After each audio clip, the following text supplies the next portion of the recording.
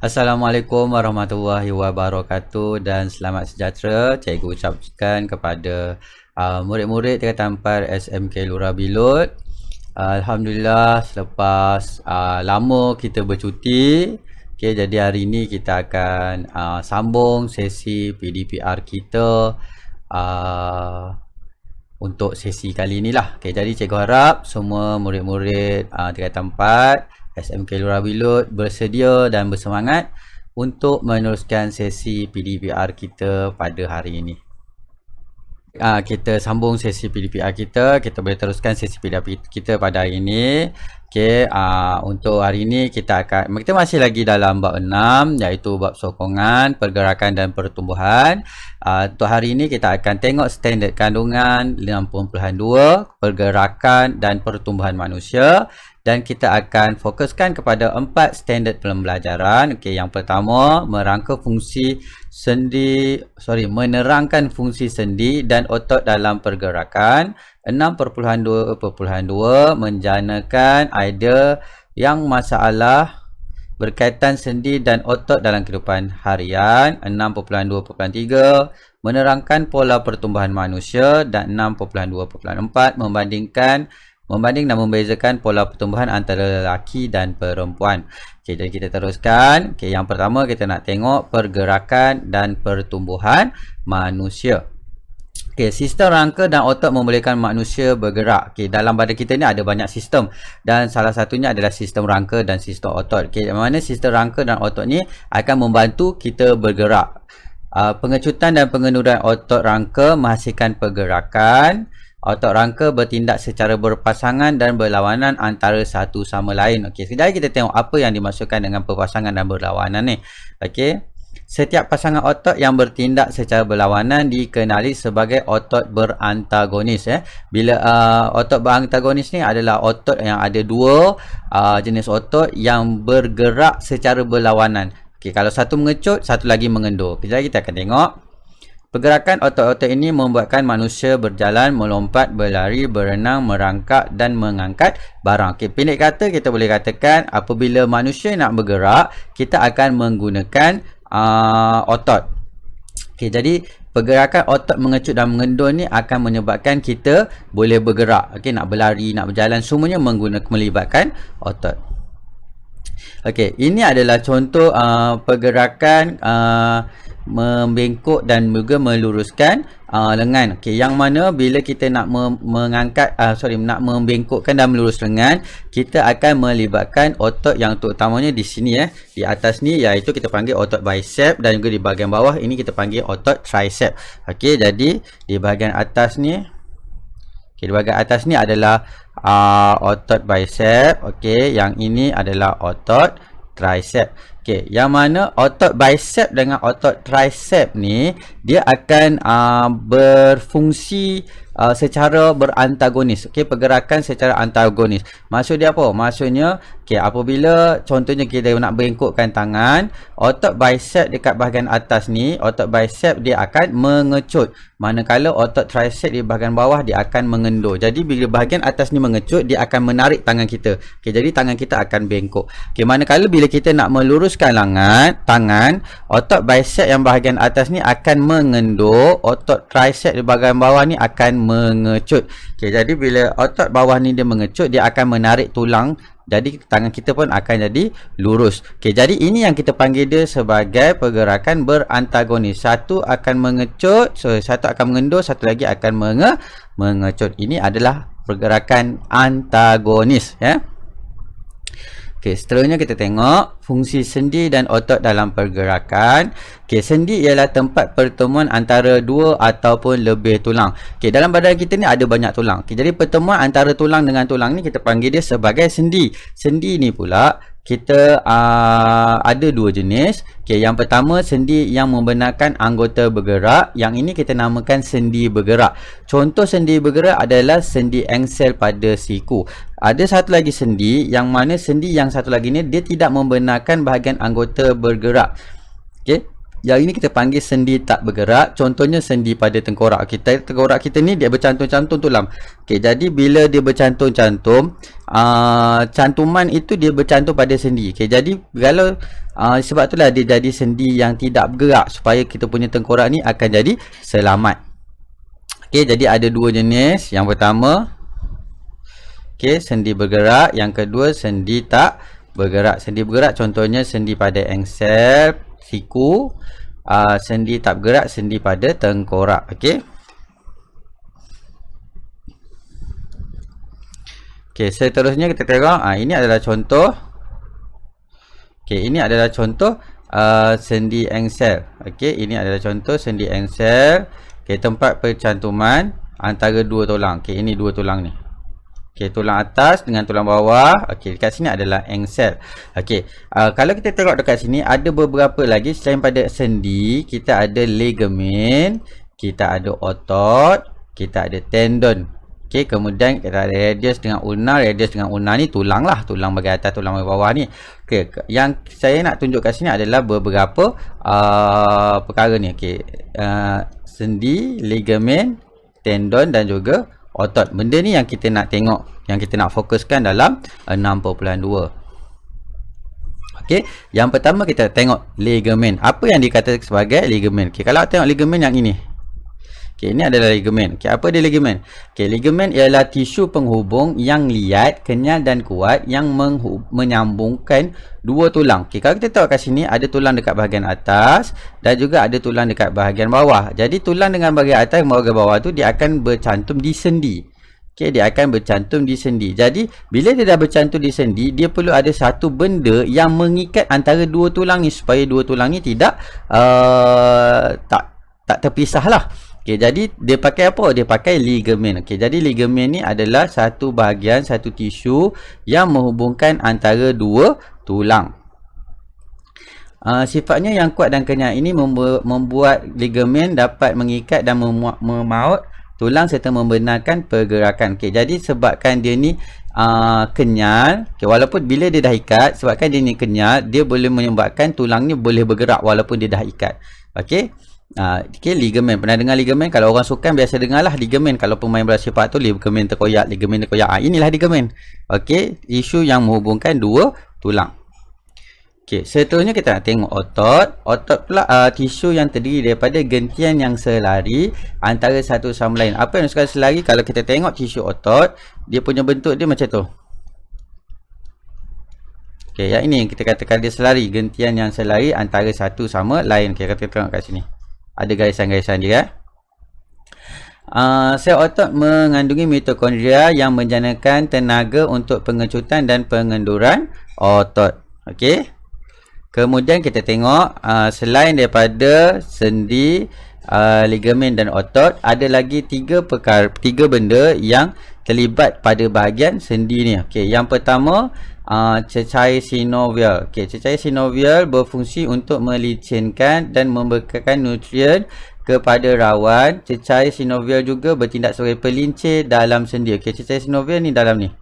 Okey, yang ini yang warna pink cair ni, ini adalah cecair sinovial. Okey, cecair sinovial ni dia nama putih cair. Okey, jadi fungsi dia untuk melicinkan rawan. Okey. Kenapa dia kena licinkan? Supaya pergerakan sendi tu, pergerakan tulang tu dia lebih smooth lah, lebih cantik lah, supaya dia tak bergeser. Okey. Kemudian kita ada yang kedua, kita ada rawan. Okey, rawan atau tulang rawan bertindak sebagai cushion dan pelindung terhadap sendi. Rawan berfungsi untuk mengurangkan geseran. Okey, rawan ni kat sini bahagian atas, bahagian hujung tulang ni. Okey, bahagian hujung tulang ni warna putih ni, ini adalah rawan. Okey, dia sebagai cushion. Okey, bila kita terhentak ke apa ke, dia yang akan melindungi tulang ini daripada tercedera. Okey, kemudian yang terakhir adalah tendon. Okey, ini adalah tendon. Tendon ialah tisu penghubung yang menyambungkan otot kepada tulang. Tendon terdiri pada gabungan gentian yang bersifat kuat, kenyal, kuat dan tidak kenyal. Daya pengecutan otot akan dipindahkan ke tulang melalui tendon. Okey, jadi tendon ini dia fungsi dia untuk melekatkan antara otot dengan tulang. Okey, ini tendon. Okey, fungsi tendon. Ini fungsi tendon ini. Okey, jadi kita dah tengok tadi sendi yang pertama tadi kita dah tengok sendi. Okey, apa dia sendi? Sendi tempat pertemuan dua tulang. Okey, kemudian kita ada ligamen. Okey, yang mana ligamen ni adalah tisu penghubung dua tulang. Okey, kemudian kita ada tendon. Tendon ni adalah tisu penghubung antara otot dengan tulang. Okey, kemudian kita ada rawan sebagai cushion penyerap cushion pelindung kepada sendi ni. Okey, kemudian kita ada cecair synovial, yang mana cecair synovial ni berfungsi untuk melicinkan dan juga untuk membekalkan nutrien kepada rawan. Okey. Jadi cikgu harap yang ni awak fahamkan.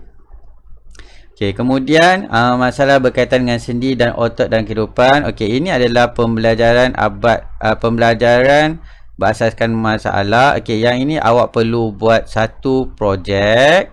Okey, yang mana tajuk dia masalah berkaitan dengan sendi dan otot dalam kehidupan harian. Okey, fungsi sendi dan otot dalam pergerakan. Okey, jadi masalah dia antara masalah berkaitan dengan sendi dan otot yang sering berlaku ialah kecederaan pada sendi dan otot yang disebabkan oleh aktiviti fizikal dan sakit lutut dalam kalangan warga tua. Berdasarkan masalah di atas, bincangkan cara masalah-masalah yang boleh dielakkan. Okey, jadi cikgu nak awak buat yang projek ini secara individu. Okey, dia punya guideline cikgu akan bagi kemudian. Okey, kalau ikut sini buku teks ni dia akan bagi masa pada awak 1 minggu, tapi disebabkan kita tidak boleh bersemuka, jadi projek ini awak perlu hantar apabila kita buka sekolah nanti. Okey, bila kita buka sekolah, yang ini perlu dihantar. Ini adalah awak punya PBD awak.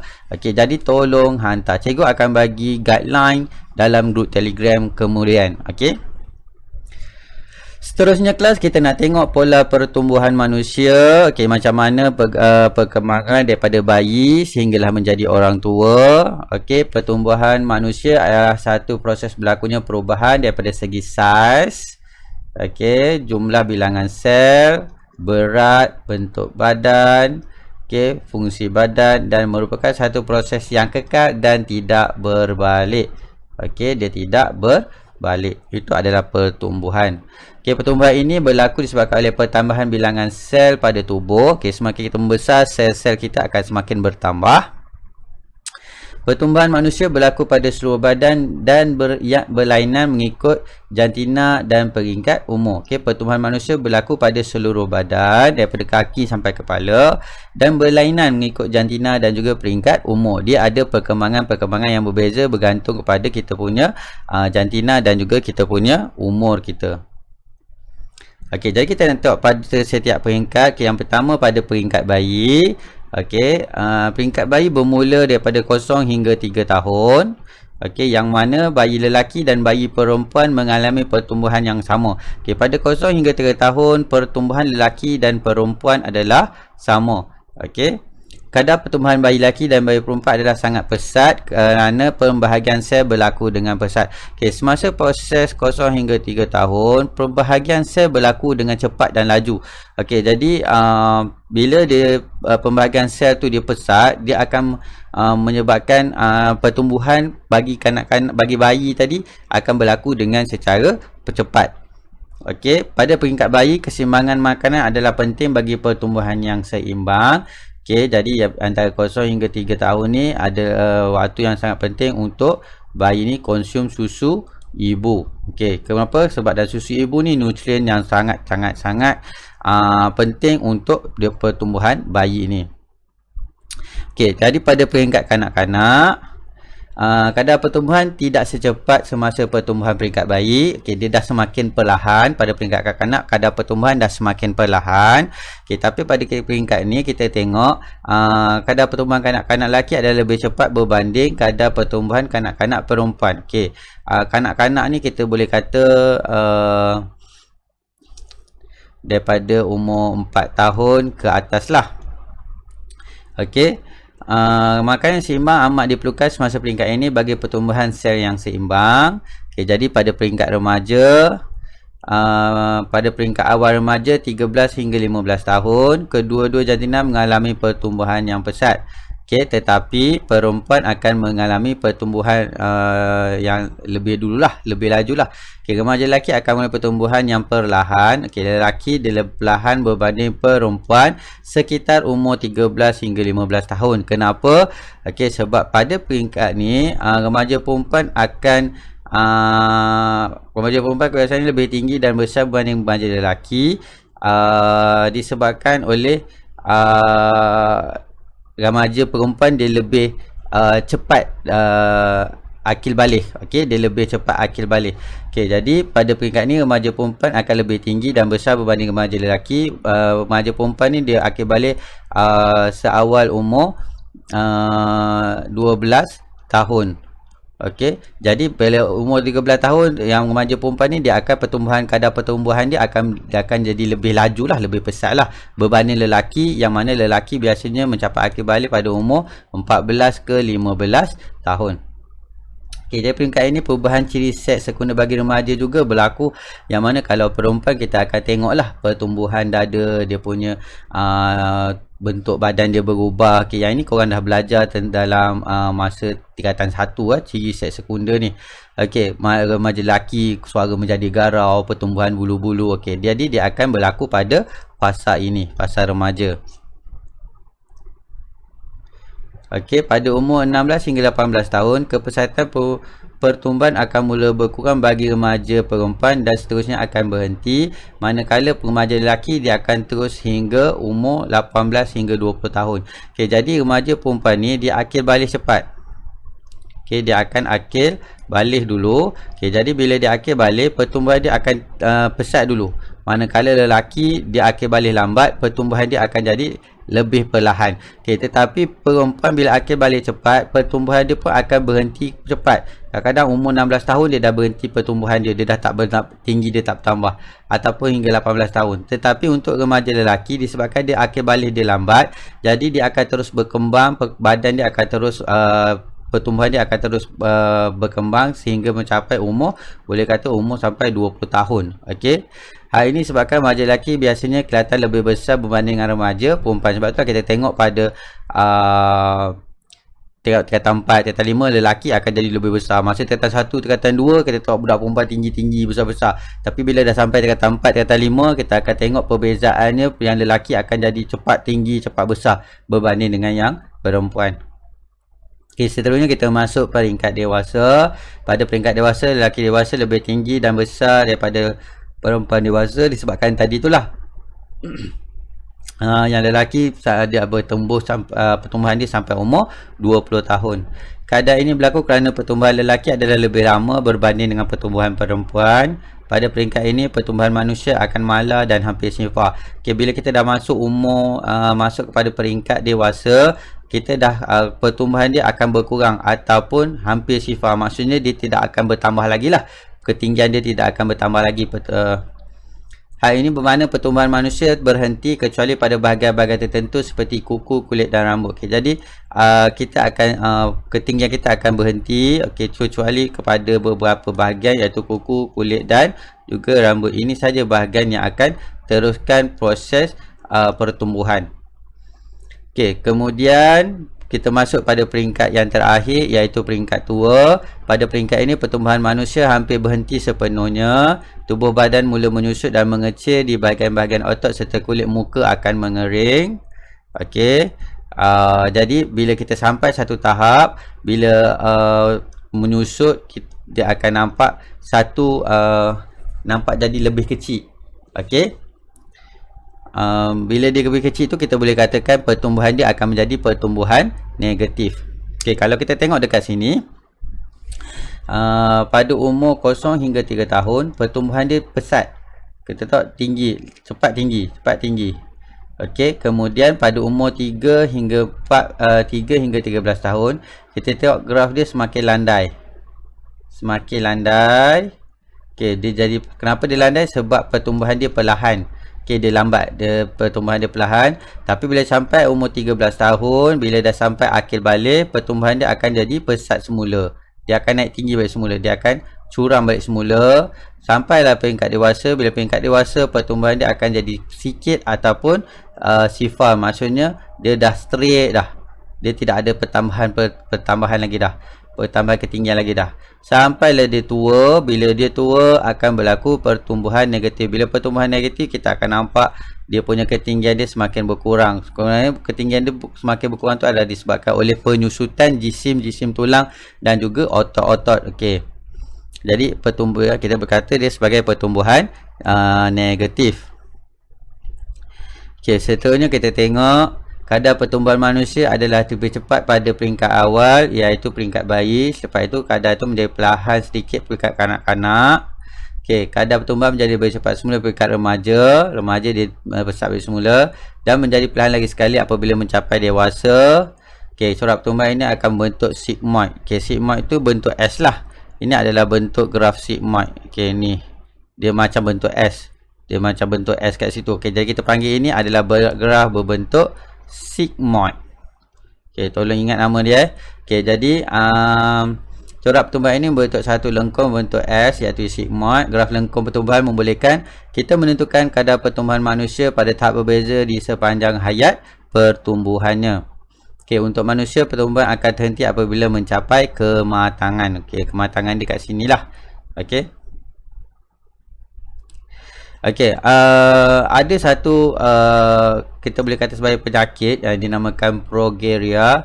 Okey, yang mana penyakit ini adalah penyakit penuaan peramatang ataupun progeria ni ialah sejenis penyakit yang jarang-jarang berlaku. Dia penyakit apa ni? Ini adalah penyakit yang mana dia di peringkat kanak-kanak, tetapi dia punya muka, dia punya badan dia tu kelihatan seperti orang tua. Okey, dia masih lagi kanak-kanak tapi dia sudah kelihatan seperti orang tua. Okey, yang ini kita panggil dia sebagai penyakit progeria. Okey, seterusnya kita tengok pola pertumbuhan antara lelaki dengan perempuan. Okey, jadi kita tengok kalau warna biru ini adalah lelaki, yang warna merah ini adalah perempuan. Jadi kita nak tengok pada setiap fasa kadar pertumbuhan lelaki dan perempuan adalah berbeza daripada kadar pertumbuhan lelaki adalah berbeza daripada kadar pertumbuhan perempuan. Okey. Kalau kita tengok kat sini pada peringkat bayi ni 0 sehingga 0 sehingga 3 tahun. Kita kata sehingga 3 tahun. Okey, 0 sehingga 3 tahun. Peringkat awal kanak-kanak. Okey. Sehingga peringkat awal kanak-kanak, lelaki dan perempuan membesar pada kadar yang sama. Sebab tu kita tengok warna merah dan warna biru ni dia berada pada atas garisan yang sama. Okey, jadi 0 hingga 3 tahun ni dia sama. Kemudian lelaki akan besar dengan lebih cepat sedikit daripada perempuan bermula daripada 4 tahun. Okey, tengok 4 tahun. Okey, bila dia umur dia start kepada 4 tahun, kita tengok yang lelaki berada pertumbuhan dia berada di atas, manakala perempuan ketinggian dia ke bawah. Maksudnya lelaki dia lebih cepat membesar. Bila sampai umur 4 tahun, lelaki akan lebih cepat membesar berbanding perempuan. Okey. Perempuan mengalami akil balik lebih cepat antara umur 12 hingga 14 tahun. Okey, jadi kita kata ini secara umum lah. Ada perempuan umur 9 tahun pun dah balik dah. Okey, tapi secara umumnya perempuan mencapai akil balik sekitar umur 12 hingga 14 tahun. Jadi pada umur 12 hingga 14 tahun kita dapati pertumbuhan perempuan akan menjadi lebih pesat berbanding lelaki. Okey, sebab tu kita tengok budak-budak darjah 6, tingkatan 1, budak perempuan tu dia besar-besar berbanding dengan budak lelaki. Lelaki ni kecil-kecil je. Sebabnya pertumbuhan budak perempuan ni dia dah pesat apabila dia mencapai akil balik. Pada peringkat ini perempuan besar lebih cepat daripada lelaki, iaitu lebih tinggi dan lebih berat daripada lelaki yang sebaya.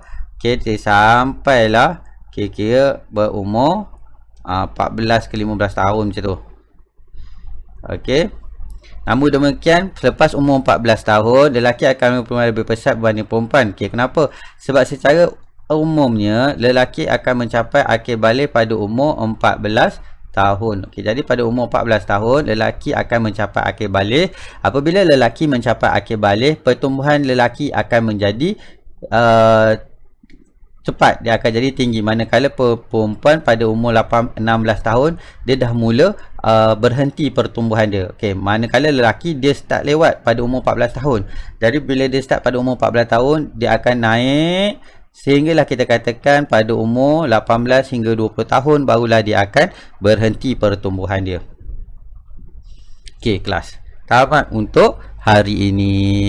Okey, ini baru tamat yang apa yang kita nak belajar. Okey, belum habis lagi kelas kita. Okey, seterusnya kita nak tengok okey, kalau ada apa-apa soalan yang awak tak faham daripada penerangan cikgu, tolong Telegram cikgu. Cikgu akan cuba terangkan semula dalam grup Telegram kita.